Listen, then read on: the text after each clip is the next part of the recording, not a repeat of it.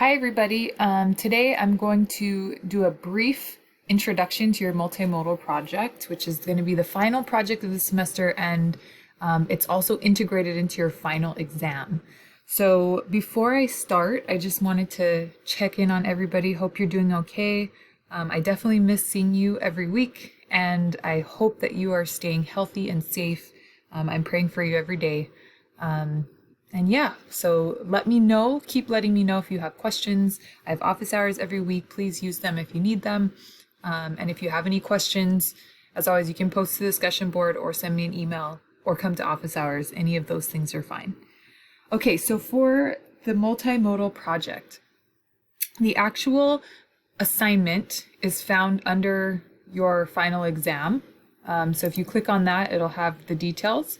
But you can also get to it by clicking here and reading the assignment description. So let's look at that.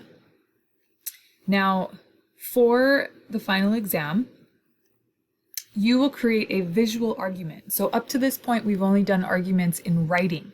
But in our world today, visual arguments are actually really, really important, and having a basic understanding of document design and visual design is going to really help you to make your arguments more effective, since a lot of things are going online nowadays. So your job is to choose an issue on campus, and I would very, very much suggest a very narrow or small issue on campus, especially since you only have a couple weeks to work on this. And originally this was meant to be a group project. Now that you're doing it individually, you will want to choose an issue that is small. You're then going to decide what change do I want to make with this issue? How do I want to solve this issue or help to solve this issue? Okay. And then you have to choose how to engage your audience and persuade them to take the action that you're proposing. So you can choose a visual genre of your choice. So it could be a poster or a flyer that either goes up on campus or is posted on social media. In the past, groups have actually created like Instagram pages or Facebook pages to get student engagement with the issue. You can create a PowerPoint or Prezi based on your topic. And this would be a PowerPoint or Prezi that you would create for administration here at school, and that you would hypothetically present to them to try and get them to change a policy, for example.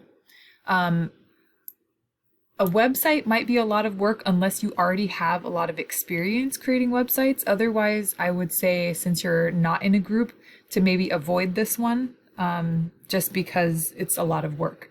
I would probably recommend either a poster or flyer, or doing a very brief, we're talking like 4 to 5 slides max, PowerPoint or Prezi for your assignment. And so for the final, what you're going to do, so first you're going to create this artifact or this argument, visual argument, and then for the actual final, you're going to write an analysis of your visual argument, okay? And you're going to explain what choices went into the design. For example, why did you choose a certain color or font or image? What was the wording that you chose, and why did you choose that wording? Who is your audience? Things like that. Okay, so that's going to be the part 2, and this will count as your final exam. So next week I'll be covering design principles, and this will have to do with visual strategies that you can use in your design. But the goal for this week is really just to get an idea, come up with an idea for this project. So our weekly goals and outcomes for this week, I do have office hours, but again, the introduction to this project. On Wednesday, I want you to complete the pre-writing assignment, which basically just says, here's the issue that I've chosen, and here's my plan, okay? And then the main focus for this week really should be your final draft for your research paper.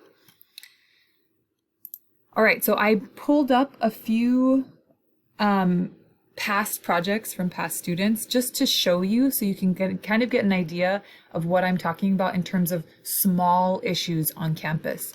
So here's one that was done by some students. They created a PowerPoint. This one is the PowerPoint is long. You do not need to have a PowerPoint this long. But essentially their issue, this PowerPoint would have been presented to admin at the school to convince them that there's a need for vending machines on campus near the hallways. So they presented their issues to admin saying that cafeteria and C-store, CSET or Foodland are all closed and students get really hungry. And they talk about how cafeteria hours limit students and can even cause students to break the Sabbath. And then it also leads to unhealthy habits. And so their proposal was to provide each hallway with a vending machine filled with healthy snacks. And then that's the end. So again, this would be a PowerPoint that hypothetically this group would have presented to admin to ask them to provide vending machines for the hallways. Here's one that maybe I'll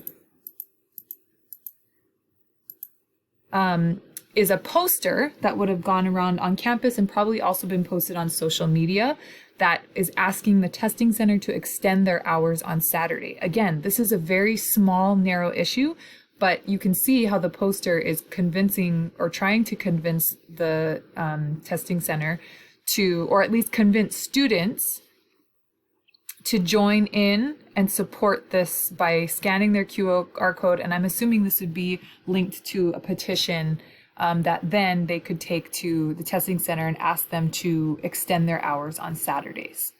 Okay. Here's one that has a couple typos. So you want to make sure when you do yours, don't have any typos. But it's bringing awareness for students and allowing them to sign a petition for iWork students who are charged $20 a night when they leave campus. And I think the price may have changed since this semester, but their main thing was, the group's contention was that since students already have their holidays paid for, why are they having to pay additional money when they leave for the weekend or whatever? Okay. And so they created a poster again, asking other students to support by signing their petition. Okay, here's one. Ignore the PowerPoint. What they created here, and I chose this one because it's relevant right now.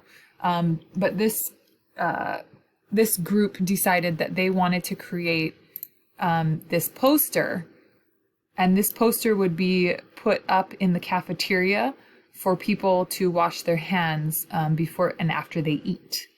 Okay. This group also created some memes that would also go up like on the television screens in the cafeteria. And so they created two different memes that, again, were targeted towards students to help them remind them to wash their hands and keep their hands clean. Okay. All right. And then this one, the group actually had created, one of the group members in one of his, I think, IT classes had created an app. It's a cafeteria app that allows you to order ahead at club dining, and you just go and pick up what you ordered. And so they created a poster to help students know that the app is available and to convince them to download the app and use it. So this is the poster that they created. And then finally, this is a video. And I just realized that you're not going to be able to hear the audio for this video. But maybe I'll send the link. I'll think about that. But essentially what this group did was create this video to help students, to encourage them to be more modest in all of the different aspects of modesty. So yes, a video is acceptable. And you might recognize some of the students in this video from a few semesters ago.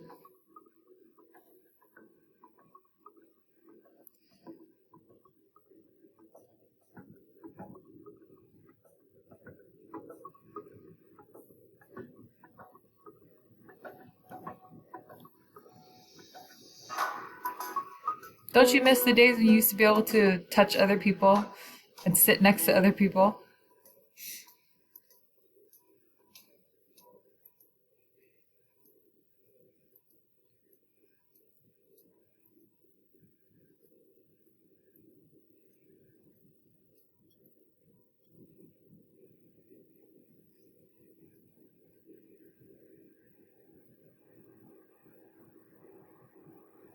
Okay, so that video, obviously they had video editing skills, and I'm not sure if you're able to hear the music or not, but it's really well done.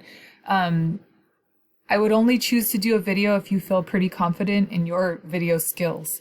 Otherwise, I'd probably stick with maybe a poster or something similar like that.